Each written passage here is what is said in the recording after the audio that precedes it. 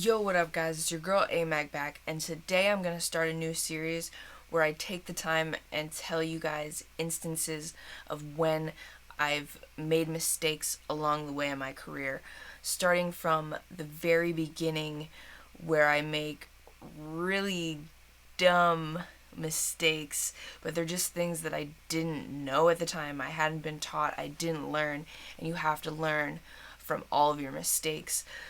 I talk to a lot of you, and when you're asking questions that are technically simple, people are always apologizing for not knowing these things.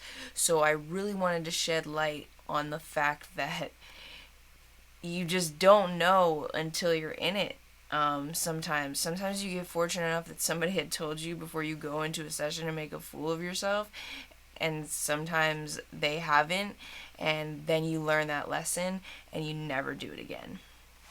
So the story that I want to tell you today is about probably one of the first sessions I ever had in my life, at the first studio I ever worked at in Philly.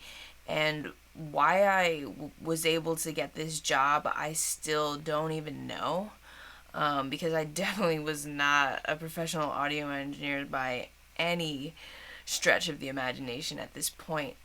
But so I get a client, he comes in and he just tells me, hey, Allie, like, I'm doing a show later tonight and I really just don't need you to do anything. I just need to lay these vocals down and just get out of here. So I was like, okay, cool.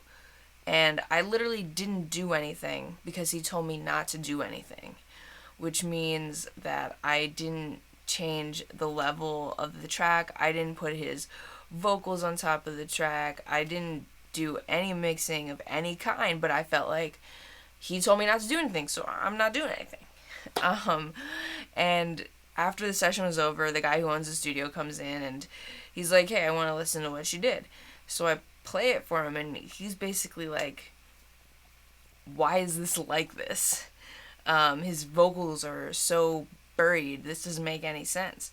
And I told him, well, the guy told me not to do anything.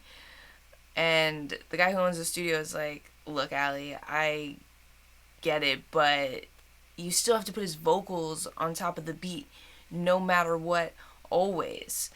And that's such a crazy thing to think about, that I didn't know that I should at least put the vocals on top of the beat. But I was really out there just winging it, telling everybody I was an audio engineer until I became one. So, yeah, I mean, the point is, when you're just starting out, hopefully you don't make that mistake, because that was super, super fucking embarrassing. And it's embarrassing for me to tell you guys this story.